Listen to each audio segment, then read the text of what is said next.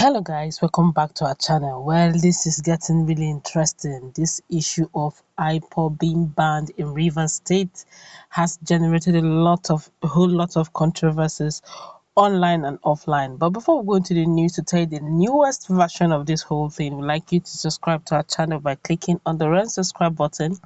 Beside it, you'll see a bell notification icon. Please go ahead, click on it to get notified as soon as we update our channel on YouTube. Well, the founder and the movement for the actualization of sovereign state of Biafra, Nyesom, Chief Uwazuruike, has thrown his weight behind the decision of Rivers Governor Nyesom Wike to reinforce the ban on the activities of the indigenous people of Biafra, IPOB. Uwazuruike, in an online interview, described Wike's move as commendable and asked other governors in the southeast to toe a similar path. The Nyesom leader, known to have criticized some decisions reached in the past by Wike, especially during the enforcement of the COVID-19 protocols, said the recent action of IPOB and utterances of Nnamdi Kanu were proofs that it is a terrorist group. He said, "I was going through the internet and I saw that my friend Nyesom Wike did broadcast where he reinforced the classification of IPOB as a terrorist group. I am in support of Wike in this one. It is a good thing Wike did, and I'm asking the Southeast governors to also reinforce the classification of IPOB as a terrorist group." The other day, I was speaking to the World Igbo Congress Europe, and I told them that someone says he's not a terrorist group and you are killing people, asking people to kill soldiers, policemen, burn houses, and kill the leader of Ohanes and Igbo. What are you then? IPOB has shown that they are a terrorist group and they should be dealt with as a terrorist group. It is important for the governors to strengthen the classification of IPOB as a terrorist group and stop their activities in Igbo land as Nyesom Wike has started.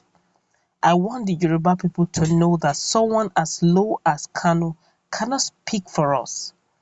Uwazuruike insisted Kanu was fighting for his selfish interests and not for the realization of Biafra, and recalled how he founded the Radio Biafra and brought Kanu in London to manage the station. But he said Kanu betrayed the struggle when he was recruited by the Secret Service to work for the federal government and derailed the activities of Nyesom.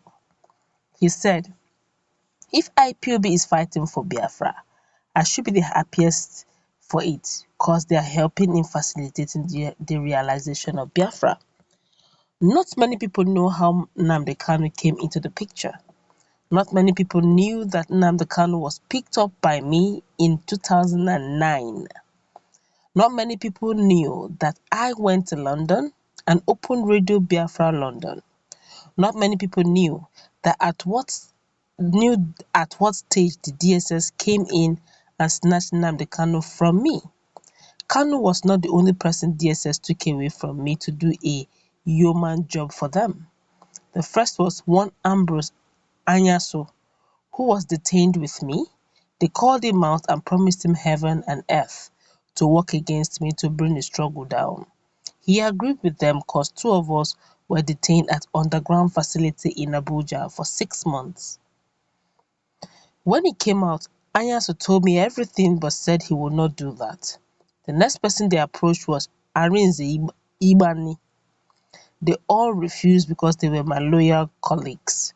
When I opened Radio Biafra in London, they approached him, that's Kanu. I knew when Nnamdi Kanu went to Abuja from London. Since then, he started working for them. Not many of his members know that Nnamdi Kanu is not working for Biafra. They don't know.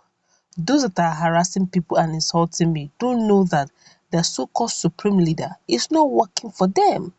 But one day, the truth will come out. Uwazuruike said he was disturbed that many youths in Igbo land had been mauled down in their prime because of the activities of Kanu.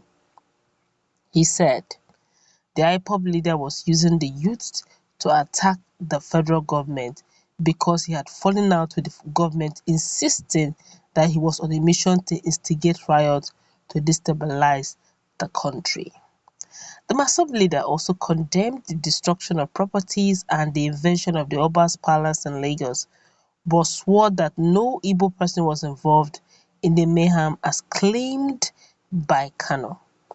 He asked the government or the governor of the Southwest to set up a judicial panel of inquiry to unmask the identities of persons behind the dastardly act, adding that Kanu was too small to speak for the Igbos. He's an agent, and not many people know. What bothers me is what he talks about, things he knows that he cannot do. He wants to instigate riots, destabilization, and the rest. He was never part of the NSAS or #NSAS, but he came to take over like he took over my Radio Biafra London. He wasn't the person who formed IPOB. The founders contacted him to propagate the ideals of IPOB using the Radio Biafra, but Kanu took over the platform. He saw that the organizers of #NSAS were making impact. He came to hijack it. Now he's talking about revolution for Nigerian youth. It means he has abandoned Biafra. He's now working for Nigeria. People should understand. How can Nnamdi Kanu speak for Igbo? It is a very big insult to our sensibility for any Yoruba man to think that Kanu is speaking for Igbo. The governors of the West should set up a judicial commission of inquiry to determine the culpability of Igbos in such an unruly act. I can swear that no Igbo man will ever do that. The Igbo tribe strives to make its money through their sweat. We cannot strive to destroy another man's property. An Igbo man cannot abandon a shop to enter Oba's palace to or burn people's property. Wow, this one is a big one. As in a nutshell, what Chief Uwazuruike is saying, that at the beginning, Nnamdi Kanu was working with him, Uwazuruike, which is the leader of Masob or BIM. Then after a while, he said he set up Radio Biafra in London. Then he now invited Nnamdi Kanu to continue with Radio Biafra. He said after a while, said they now, according to him, said they now called the government of the day had to call Nnamdi Kanu. Said Nnamdi Kanu traveled all the way from London to Abuja to say they paid him off or instigated him to work against Biafra. Said, but at some point, because I was just wondering, okay, if he's instigated to work against Biafra agitation, I'm just curious. Then why is it now that he now is, in fact, the way he's insulting the government of the day is getting too high? But he now explained it before I even asked the question by saying that at some point they fell out.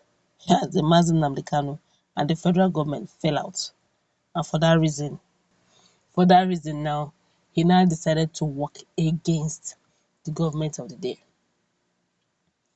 Now, Governor Nyesom Wike had rebanned and banned IPOB activities in Rivers State.